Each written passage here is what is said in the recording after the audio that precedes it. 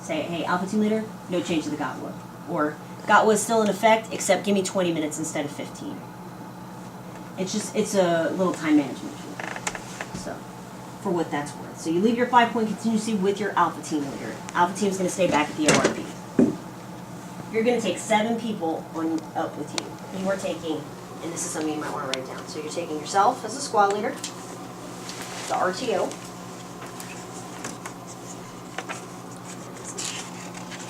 and he's here. So you, your RTO, your Bravo team leader,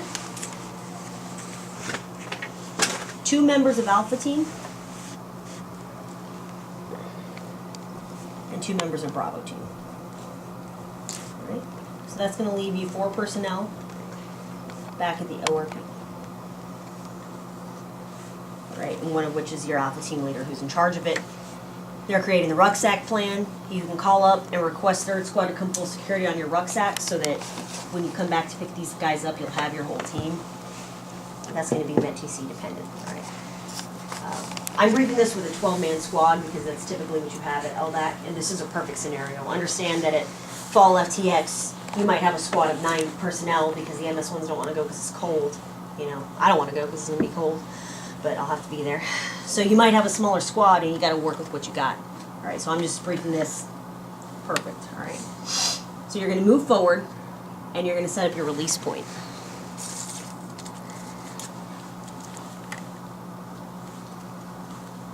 Which is going to consist of 2 personnel from Bravo team. All right.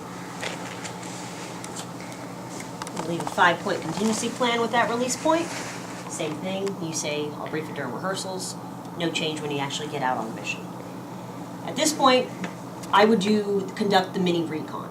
So I would leave the other 3 personnel in a tight little security with these guys.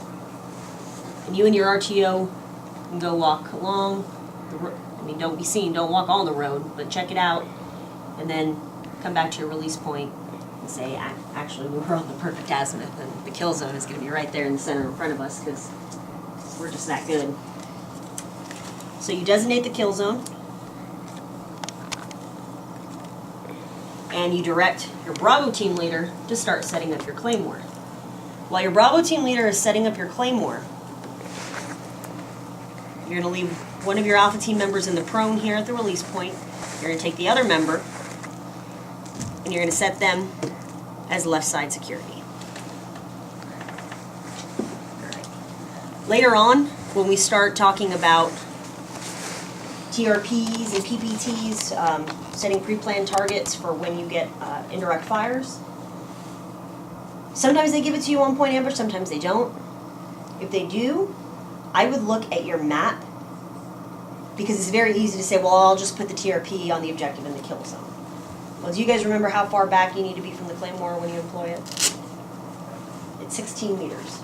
So not very far. So you're probably going to be 20, 25 meters from this road. You really don't want to have indirect artillery coming down on you right there. So what you should be looking for is usually there's another road that intersects over here. It's a main avenue of approach. You can set your TRP there. That way, if reinforcements come after you do the attack, you can call in direct fire there. If you're not given, if you're given the TRP and you set it on the right side, I would set the AT4 on the left side. If you're not given TRPs, not a problem. I would put your AT4 where the main avenue of approach is, where that other road might intersect.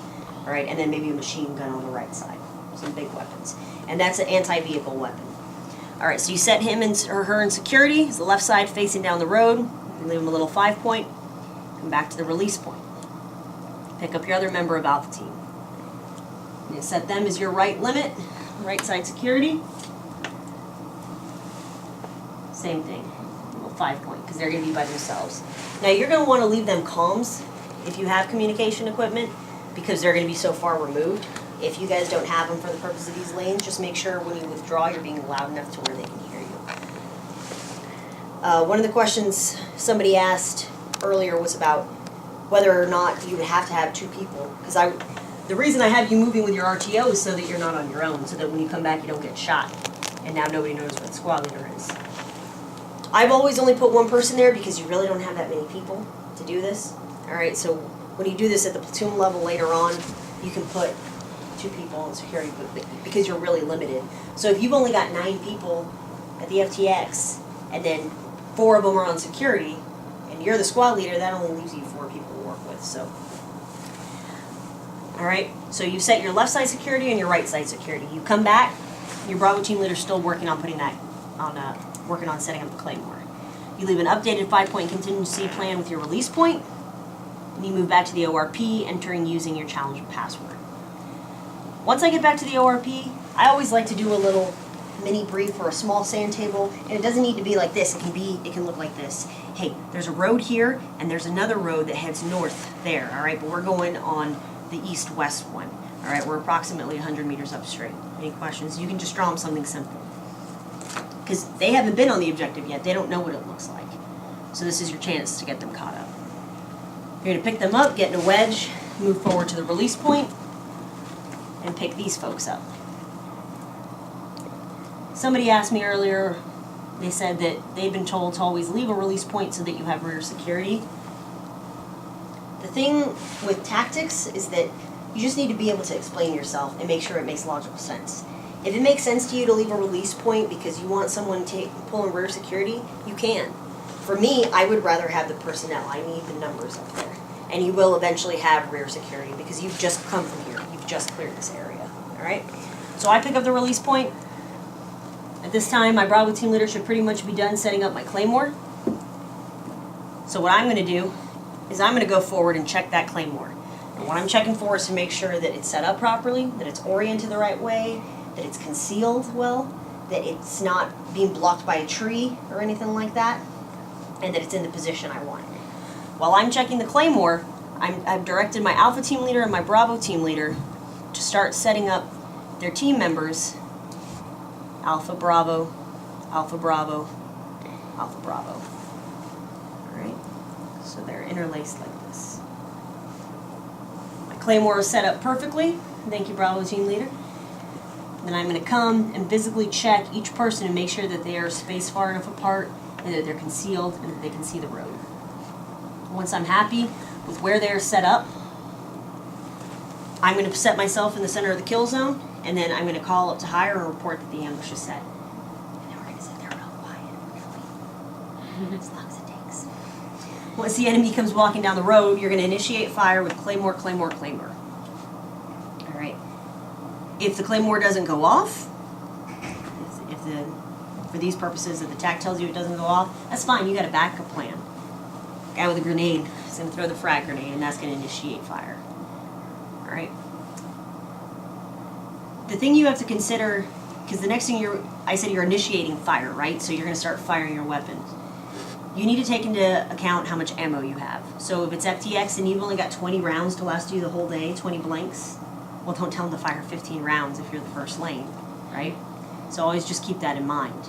And that's true for real world. I mean, if you've been on patrol for 3 days and you're not going to get resupplied again until tomorrow, you're not going to tell them to use half their ammo. So always keep that in mind. For notional purposes, you can say whatever you'd like. So I always say you're going to fire 15 rounds and then you're going to cease fire. So everyone's going to fire 15 rounds, they cease fire, and you listen.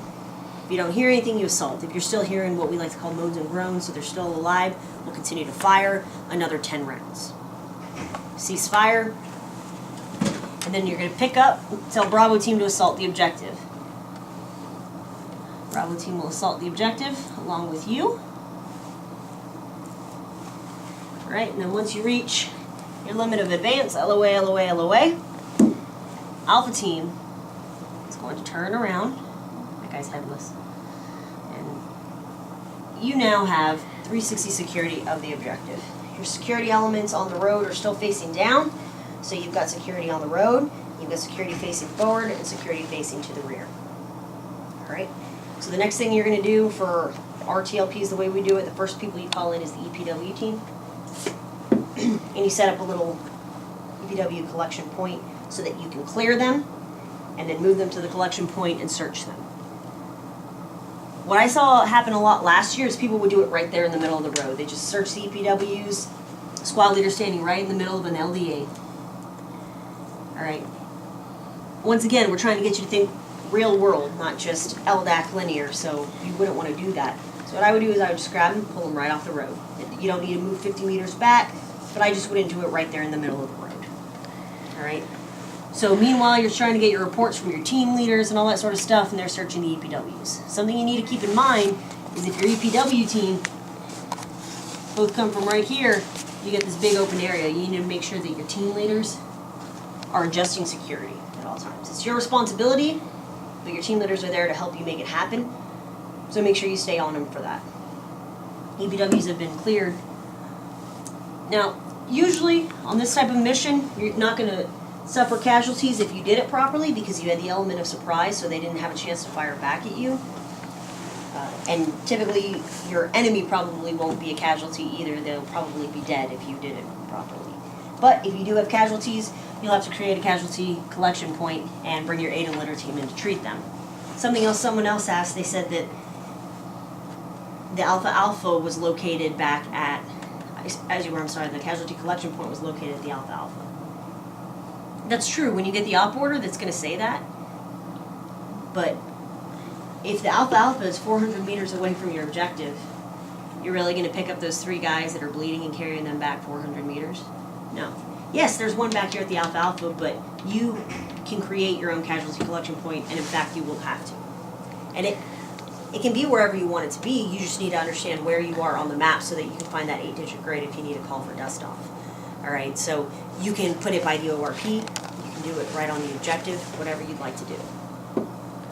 All right, so we've searched our EPWs. We didn't have any casualties. It's good, we're done, right? No.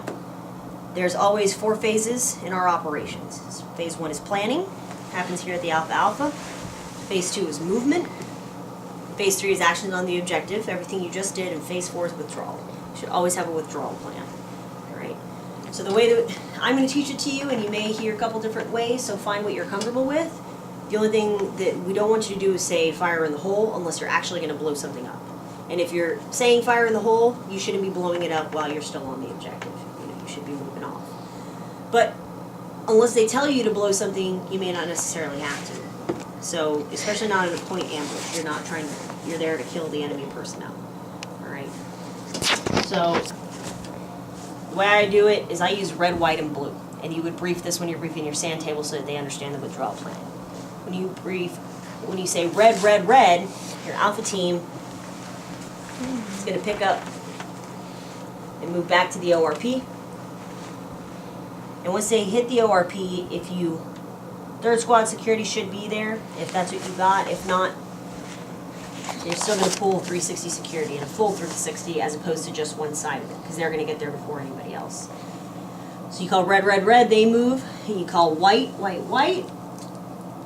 Bravo team moves off, fills in the holes of security. And blue, blue, blue. You and your RTO and your left and right side security are the last personnel to move off of the objective, because you still had them on that security on the road while everyone was moving. So you'll come back to the ORP, and you'll come into the center, into security, you'll consolidate, and call up your reports to hire.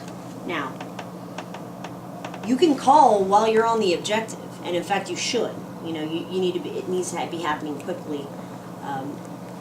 So while you're on the objective, as soon as it happens, you can say, "Made contact, 2 EPWs, more to follow." Something like that is sufficient. It's just a quick sit rep so that they know what's going on, even though you don't have the full salute or whatever it is that they asked you to get. Once you get back to the ORP, though, it should be your full-blown reports in the proper format, because now you have the time to do it.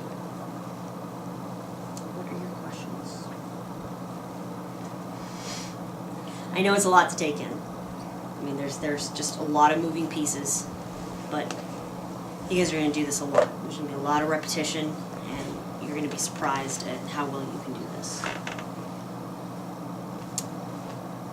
Did any of it not make sense? Is there a part of it that you wondered, I don't know why she did it that way instead of that way? That's good. Yeah, that was good. Yeah, the first group is always so quiet.